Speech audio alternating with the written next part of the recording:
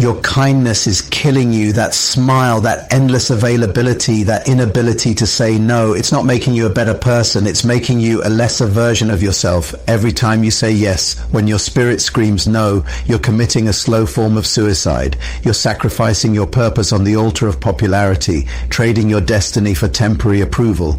The graveyard is full of people who are too friendly to fight for their dreams, too nice to nurture their potential, too afraid of disapproval to disappoint anyone but themselves. You are losing something right now. Every minute you spend trying to make everyone happy, you lose a part of yourself. Your potential is bleeding away while you smile and nod and say yes to things that steal your time, your energy, and your purpose. I want to talk to you today about something that might sound strange at first. Stop being too friendly. No, I'm not telling you to be me. I'm not saying don't care about people. What I'm saying is that many of you are killing your future by trying to please everyone around you. You are so busy being nice that you have no time left to be great. Let me tell you about something that happened to me years ago. I was sitting in my office late one night working on a project that wasn't even mine. A colleague had asked for a little help, and somehow I ended up doing his entire presentation. My phone kept ringing, people wanting advice, wanting my time, wanting favors, and I said yes to all of them. My desk was covered with other people's priorities. My calendar was filled with meetings. I didn't need to attend. My energy was spent on problems that weren't mine to solve, and they're buried under all those external demands was a small notebook where I had written my own dreams, my own goals, gathering dust because I was too busy being friendly to work on what truly mattered. That night, I looked at my watch and realized it was 2:00. And I had been at the office for 18 hours. I had missed dinner with my family, and for what to be nice, to be light, to avoid disappointing people who probably wouldn't have done the same for me. I realized then that I wasn't being friendly. I was being foolish. I was sacrificing my purpose on the altar of popularity. Many of you are doing the exact same thing right now. You're saying yes when you should say no. You're giving away your most valuable resource, your time, to people who don't value it. You're putting other people's priorities ahead of your purpose. Being too friendly isn't kindness. It's a form of self-sabotage. When you try to please everyone, you end up pleasing no one, especially not yourself. Your relationships become unbalanced. People start to expect your sacrifice. They begin to see your time, your energy, and your resources as something they're entitled to. And worst of all, you start to believe it too. The most dangerous thing about being too friendly isn't what it makes others do. It's what it makes you believe about yourself. You start to think your value comes from how much you give away, how available you are, how much you sacrifice. You begin to measure your worth by how much others need you, rather than by how true you are to your purpose. Let me tell you what happens when you're too friendly. You become exhausted. Your energy isn't unlimited. Every time you say yes to something that isn't aligned with your purpose, you're saying no to your potential. You can't pour from an empty cup, and many of you are running on fumes because you've given everything away. Second, you become resentful. It starts small. A tiny voice in your head wondering why you're always the one picking up the slack, always the one sacrificing, always the one putting others first. That voice gets louder until one day that resentment spills over into your relationships, poisoning the very connections you are trying to nurture. Third, you lose respect. Yes, that's right. People don't respect those who don't respect themselves. When you let others walk all over you, when you drop everything to meet their needs, when you consistently put yourself last, you're sending a message: my time isn't valuable, my boundaries don't matter, my purpose isn't important, and people will believe you. And most tragically, you miss your destiny. You were not born to be everyone's assistant. You were not put on this earth to make everyone comfortable. You were created with a specific purpose, with unique gifts, with a contribution that only you can make. But you can't fulfill that purpose if you're constantly derailed by every request, every need, every demand that comes your way. Now let's talk about healthy boundaries. Boundaries aren't walls, they're bridges. They don't disconnect you from others. They create the conditions for authentic connection. When you have clear boundaries, people know what to expect from you. They know you value yourself and your time. And paradoxically, they value you more because of it. Think about the people you respect most. Are they the ones who are always available, always saying yes, always putting themselves last? Or are they the ones who have clear priorities, who value their time, who know when to say yes and when to say no? Setting boundaries isn't selfish, it's stewardship. You've been given gifts, talents, resources, and time. You're responsible for managing those things. Well, you're accountable for the life you've been given. They're being too friendly often means being a poor steward of your purpose. Many of you are afraid that if you stop being so friendly, people won't like you anymore. Let me tell you a truth that might be hard to hear. If people only like you because you never say no, because you're always available, because you put their needs above your own, they don't really like you. They like what you do for them. They like the benefits of your sacrifice. They like the convenience of your availability. But they don't like you for who you are, because in all that giving, you've lost sight of who you are. There's a big difference between kindness and being taken advantage of. Kindness comes from strength. It's a choice you make from a place of self-respect and abundance. Being taken advantage of comes from weakness. It's what happens when you don't value yourself enough to establish healthy boundaries. Kindness says, I see your need and I choose to help because I care. Being taken advantage of says, I have to meet your need because I'm afraid of your disapproval. Kindness is giving what you can without resentment. Being taken advantage of is giving what you can't and resenting it afterward. Kindness fills you up. Being taken advantage of drains you. I've watched too many talented people waste their potential because they couldn't say no. I've seen brilliant minds stuck in mediocrity because they were too busy meeting everyone else's expectations to pursue excellence. I've witnessed people with world-changing ideas never change a thing because they were too friendly to rock the boat. Don't let that be your story. Let me tell you about Marcus, a brilliant young man I mentored some years ago. When I first met him, he was working 80 hours a week at a job he hated because he didn't want to disappoint his boss. His weekends were consumed by family obligations, not because he wanted to be there, but because he couldn't bear to say no. His friends regularly took advantage of his generosity, borrowing money they never repay, showing up at his apartment unannounced, expecting him to drop everything for them. Marcus was everyone's friend, but he had no time to pursue his own dreams. He wanted to start a business, but between his job and all his friendships, he could barely find time to sleep, let alone build something of his own. One day, I asked him a simple question. Marcus, what would happen if you disappeared tomorrow? He looked confused, so I explained, if you vanished, your company would hire someone else. Your family would find other ways to handle their issues. Your friends would find someone else to take advantage of. Life would go on without you. But your purpose, that unique contribution only you can make, would die with you. That hit him hard. He realized he'd been living as if his only value was in what he could do for others, not in what he was created to do. Over the next year, Marcus transformed his life. He set office hours and stuck to them, despite his boss's initial resistance. He started saying no to family demands that weren't emergencies. He had honest conversations with his friends about their one-sided relationships. Some of those friendships ended, and that was painful, but necessary with his new boundaries. Marcus found time to work on his business idea. He started small, working evenings and weekends. As his business grew, he reduced his hours at his job.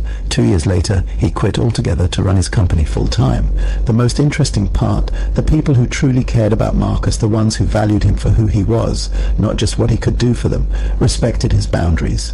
Those relationships grew stronger, deeper, more authentic, the relationships that couldn't survive.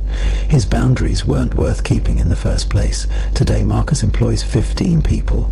His business helps small farmers get their products to market, improving both their livelihoods and food access. In underserved communities, he's making a difference in the world, a difference that never would have happened if he had kept being too friendly.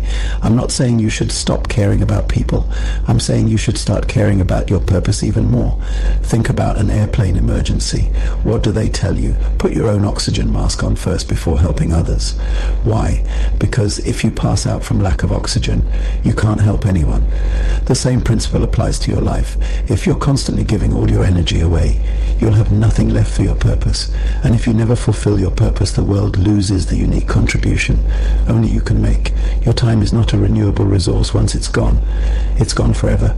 Every minute you spend on activities that don't align with your purpose is a minute you'll never get back. Every yes to something that doesn't matter means a no to something that does. Stop being too friendly with your time.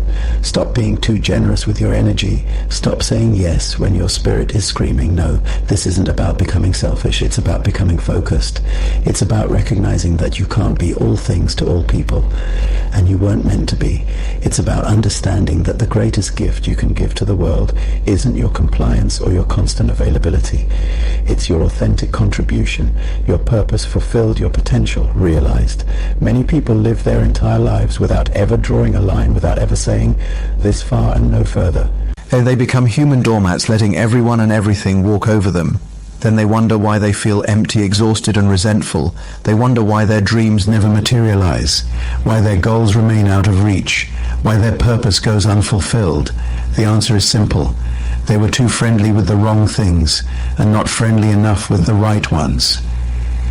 Too many people have built their prison with the bricks of accommodation. They have constructed walls of compliance around their potential. They have fortified these prisons with the cement of fear, fear of rejection, fear of disapproval, fear of being alone. And now they sit inside these structures they've built, wondering why their lives feel so confined, so limited, so far from what they dreamed. The key to freedom is in your hand right now. That key is the word no. 2 letters, 1 syllable, infinite power. When you learn to say no to what doesn't serve your purpose, you create space to say yes to what does. Most people have this backward. They say yes to everything, then wonder why they have no room for their priorities. Your no is as important as your yes may be more important.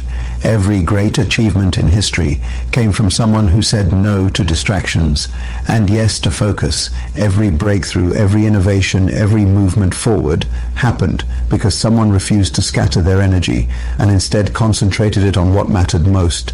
I have seen countless talented people who couldn't say no. They were smart, capable, full of potential, but they never achieved what they were capable of because they couldn't refuse the constant demands on their time and energy. Meanwhile, I've watched people with half their talent accomplish twice as much simply because they understood the power of no. No is not a rejection of others. It's a protection of yourself, your time, your energy, your purpose. It's an acknowledgement that your resources are finite and must be stewarded wisely. The strongest people I know aren't the ones who say yes to everything. They're the ones who know exactly when to say no. Their no comes from confidence, not fear. It comes from clarity, not confusion. It comes from understanding their worth, not questioning it. Many of you spend your days reacting to other people's urgencies, responding to every buzz of your phone, every notification, every request for just a minute of your time. Those minutes add up.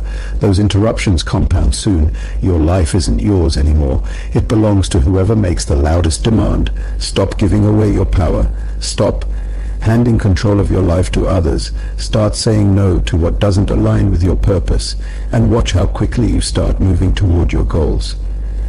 Now let's talk about respect. Many people believe that being agreeable is available and accommodating earns them respect. This is one of the biggest lies in our culture today. Real respect doesn't come from making yourself small so others can feel big. It doesn't come from always saying yes. It doesn't come from being everyone's doormat. Respect comes from integrity, from standing for something, from having principles that don't bend with every gust of popular opinion. It comes from valuing yourself enough to expect others to value you too. It comes from knowing your worth and refusing to accept less. When you have clear boundaries, when you say no to what doesn't serve your purpose, people might be temporarily disappointed or even angry, but in the long run, they will respect you for it. They will understand that your time and energy are valuable. They will see that you are someone who knows their worth. Contrast this with what happens when you're too friendly, too available, too eager to please. Initially, people might seem happy with you, but over time, they start to take you for granted. They expect your sacrifice. They assume your compliance. And slowly, subtly, they begin to lose respect for you. I've seen this pattern play out hundreds of times. The person who never says no becomes the person everyone asks first, not because they value them, but because they know they won't refuse the person who drops everything. For others becomes the person others drop when something better comes along. The person who puts themselves last becomes the person others put last too. Building respect through boundaries isn't about being harsh or cold. It's about being clear and consistent. It's about communicating your expectations and holding to them. It's about teaching others how to treat you by how you treat yourself. If you want others to respect your time, you must respect it first. If you want others to value your energy, you must value it first. If you want others to honor your boundaries, you must honor them first. Oh, here's a hard truth. Many of you need to hear some of the relationships in your life are toxic. Some of the people you're bending over backward to please are taking advantage of you. Some of the connections you're desperately trying to maintain are draining you rather than sustaining you. Not all relationships deserve your energy. Not all connections serve your purpose. Not all people in your life want what's best for you.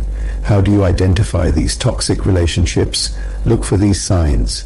You feel exhausted after spending time with them. Not energized. They take far more than they give. They only contact you when they need something. They disappear when you're going through challenges of your own. They resist or ignore your boundaries. They make you feel guilty for prioritizing your needs or pursuing your goals. Your success seems to make them uncomfortable or resentful. They consistently undermine your confidence or question your decisions. You find yourself apologizing for things that aren't your fault. You feel like you're walking on eggshells around them. If several of these signs sound familiar in a relationship, you need to make some hard decisions. Sometimes the most loving thing you can do, both for yourself and ultimately for them, is to create distance. Some relationships need healthy space. Others need to end entirely. This isn't about casting blame or harboring resentment. It's about recognizing that just as you have a purpose, you also have priorities. And if a relationship consistently pulls you away from your priorities rather than supporting them, that relationship may be costing you more than it's worth. I'm not saying cut people off at the first sign of difficulty. I'm saying assess the pattern, not the isolated incidents. I'm saying look at whether the relationship on balance adds to your life or subtracts from it. I'm saying consider whether this connection is moving you toward your purpose or away from it. Your time on this earth is limited. Your energy is finite. You cannot afford to invest these precious resources in relationships that deplete you rather than develop you. This brings me to a critical point. Your purpose and your priorities must align. Many people claim to know their purpose, but set priorities that contradict it completely. They say they want to build a business, but prioritize watching TV over working on their business plan. They say they want to be healthy, but prioritize convenience over nutrition. They say they want deeper relationships, but prioritize social media over real conversations. Your priorities reveal your true purposes, not the ones you talk about, but the ones you actually live by. If you want to know what you're really committed to, look at how you spend your time, your energy, your money. Look at what you say yes to and what you say no to. Look at what gets your best and what gets your leftovers. If your current priorities don't align with your stated purpose, one of two things must change. Either your priorities or your purpose either start living what you claim to value, or be honest about what you actually value based on how you live. Being too friendly often leads to a total misalignment between purpose and priorities. You say your family is your priority, but you can't say no to your boss. So you miss your child's recital. You say your health is your priority, but you can't say no to social obligations. So you skip exercise and sleep. You say your business is your priority, but you can't say no to distractions. So your business stagnates. Stop this cycle. Align your priorities with your purpose by learning to say no to what doesn't move you forward. Let me give you some practical steps to stop being too friendly. First, get clear on your purpose. You cannot protect what you don't identify. Write down your personal mission statement. What were you created to do? What contribution are you meant to make? What problem are you here to solve? Unless you know your purpose, you won't know what deserves your yes and what deserves your no. Second, audit your current commitments. Make a list of everything you've said yes to, every obligation, every responsibility, every recurring activity next to each one. Write whether it aligns with your purpose or not. Be brutally honest.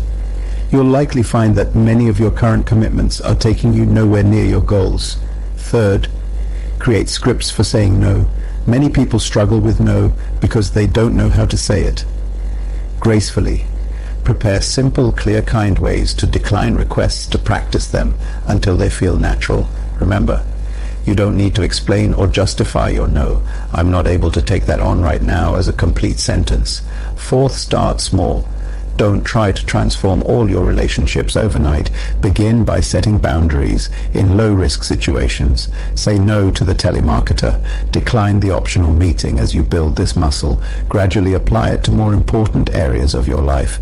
Fifth, expect resistance. When you start setting boundaries, people will test them. They're used to your yes, and they won't give it up easily. Some will push back. Some will try to make you feel guilty. Some might even get angry. Stand firm. The temporary discomfort of maintaining your boundary is nothing compared to the permanent resentment of continually crossing it. Six, surround yourself with boundary respects. Seek out people who honor your no, who don't take your time for granted, who respect your priorities. These healthy relationships will give you strength to address the unhealthy ones. Finally, celebrate your progress every time you successfully protect your boundaries. Acknowledge it every time you say no to what doesn't serve your purpose.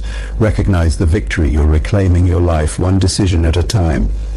Let me tell you about Sophia, a woman who attended one of my leadership conferences several years ago. When I met her, she was exhausted, burned out, and resentful.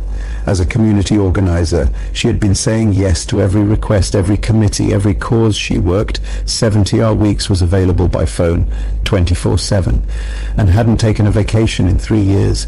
Her health was suffering, her relationships were strained, and despite all her work, her impact was limited because she was spread too thin to excel at anything. During our workshop on boundaries, something clicked for Sophia. She realized that by trying to help everyone, she was actually helping no one. Effectively, least of all herself, she committed to making a change. It wasn't easy. She had to step down from several committees. She had to start turning off of her phone after 8 or 5 p.m. She had to learn to delegate tasks. She had always handled herself. Some people in her community were upset, even called her selfish, but she held firm. With her newfound time and energy, Sophia focused on the one area where she could make the greatest impact: youth mentorship, rather than being involved in a dozen initiatives. Superficially, she poured herself into this one area. Deeply. 2 years later, I received a letter from Sophia. Her youth program had expanded to 3 locations and was showing measurable results in keeping at-risk teenagers in school. She had trained 10 other mentors who were now leading their own groups. She had secured stable funding through grants. She actually had time to write properly. Her health had improved dramatically. Her closest relationships were stronger than ever. And here's what struck me most. The very people who initially resisted her boundaries were now among her biggest supporters. They respected her focus, her clarity, the results by stopping being too friendly. Sophia had actually increased her positive impact on her community. Your story can follow a similar path. You can go from being scattered to focused, from exhausted to energized, from resentful to purposeful. But it starts with a decision to stop being too friendly with what doesn't matter, so you can be fully committed to what does. Remember, the world doesn't need more nice people who say yes to everything. The world needs more purposeful people who say yes to what matters and no to what doesn't. The world doesn't need more people pleasers. It needs more difference makers. And you cannot make a difference if you're too busy making everyone happy.